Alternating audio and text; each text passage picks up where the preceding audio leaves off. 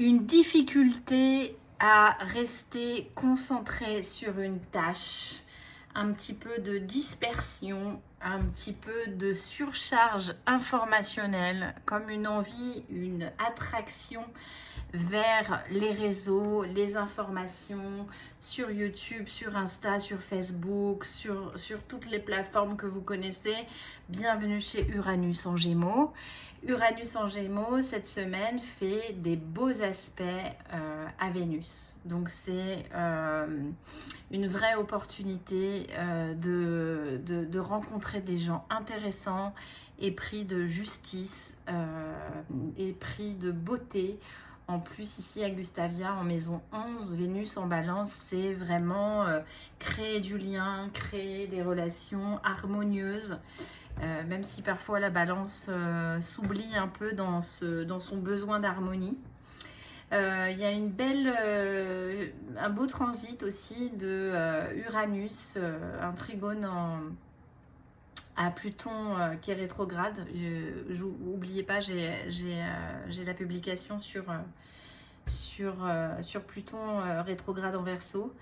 Donc là, on est dans la maison 3, pareil, de la fraternité, de l'apprentissage. Voilà, donc là, ce qui nous est demandé, c'est vraiment d'apprendre à relationner différemment. Surtout que là, Pluton est aussi en trigone à Vénus. Donc c'est vraiment un triangle d'air qui est vraiment, qui présente, alors il y en a beaucoup qui ont parlé du panier Barbeau, mais tout ça, ça fait un bout de temps que c'est dans le ciel. Maintenant, il faut savoir s'en servir. L'astrologie n'est pas là pour prédire ce qui va se passer. L'astrologie, ça vous aide en fait à créer votre vie tous les jours avec les énergies qui sont dans le ciel. Et c'est ce que je vous propose sur ma chaîne, sur mon Insta et sur mon YouTube si vous me suivez. Bienvenue dans cette semaine où les énergies sont très très fortes avec cette éclipse qui aura lieu donc en Lion. En Lion, il y aura aussi Mercure et Jupiter. Et Jupiter et Mercure, donc ça c'est comme si on prenait un haut-parleur, genre ouais, un peu la communication qui s'amplifie. Peut-être des gens vont parler de ce qui va, ce qui ne va pas, de ce qui est normal, ce qui n'est pas normal, et peut-être comment changer les choses, puisque si je regarde,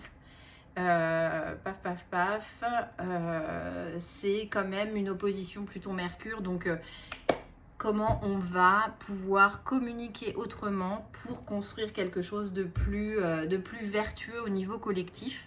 Surtout que cette nouvelle lune a lieu en Lion et proche des nœuds lunaires. Donc les nœuds lunaires, j'avais fait aussi une publication, les nœuds lunaires, c'est vraiment le serpent du karma, c'est Ketu et Rahu, je crois, oui, le serpent du karma. Et en fait, ce qui nous est demandé avec ce nœud sud en Lion, c'est d'abandonner notre vieille peau, laisser notre vrai moi sortir, être mis en lumière. Ce qui est vraiment présent, c'est vraiment lâcher le karma. Et comment on lâche le karma? C'est en arrêtant de le nourrir. Donc toutes ces années de développement personnel, ça nous a permis de comprendre, Chiron en bélier, comprendre comment notre personnalité a été créée par rapport au niveau du transgénérationnel, par rapport à bon, ceux qui sont un petit peu spirituels au niveau incarnation et au niveau karmique, mais bon, le développement personnel, ça a été plutôt dans le transgénérationnel. Et maintenant, ce qui nous est demandé, c'est de sortir de là. C'est de sortir de ces vieux habits, ces vieilles traditions, ces vieux trucs qui nous angoissent, qui nous font perdre espoir, qui nous font perdre la foi dans notre capacité à réaliser de grandes choses. Je vous rappelle que nous sommes des êtres puissants il suffit de reprendre son pouvoir personnel et de voir ce qui nous a servi. Et c'est important de savoir ce qui nous a servi. Et c'est pour ça que j'avais arrêté le café. Finalement, je m'en suis pas trop mal tirée. Donc le café, bon, j'en prendrai de temps en temps. Je vais mener ma petite enquête sur ce qui m'a servi, ce qui me rend esclave. Et je trouve que c'est ça qui est intéressant. C'est qu'à chaque blessure et en parallèle, et chaque blessure correspond à une addiction.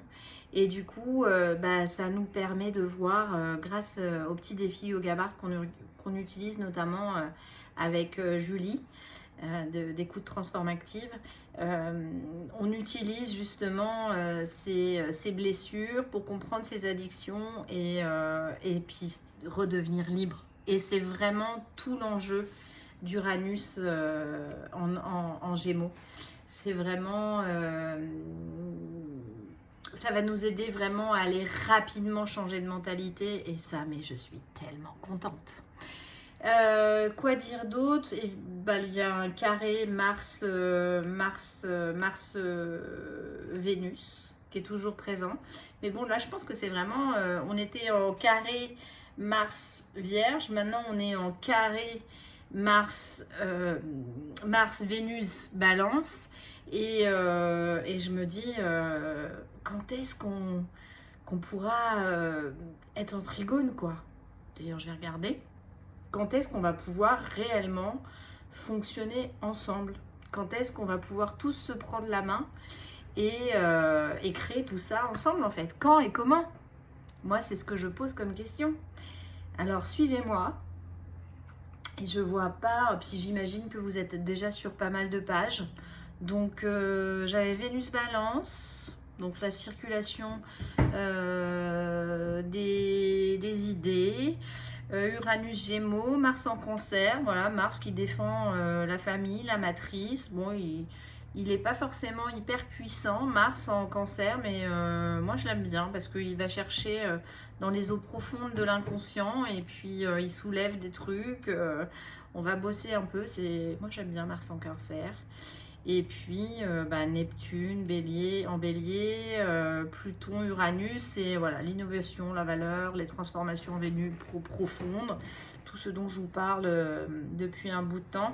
Je ne sais pas si je vous ai parlé de Cérès, qui est conjoint à la Mars et à la Lune, donc peut-être des petits soucis digestifs. Ensuite... voilà, lâcher l'identité, lâcher l'ego, lâcher le personnage. Faites-vous confiance, transformez vos blessures, la résilience de Boris Cyrulnik, à lire, à le relire. C'est une vraie chance de transformer sa vie et de laisser le karma derrière et de filer vers notre dharma. Je vous embrasse très fort. Je regarde. Et le dharma est en Verseau, dans le collectif. Donc joignons nos forces et allons-y gaiement. Très bonne éclipse avec des lunettes. Protégez-vous et je vous espère une très belle transformation personnelle. Bisous.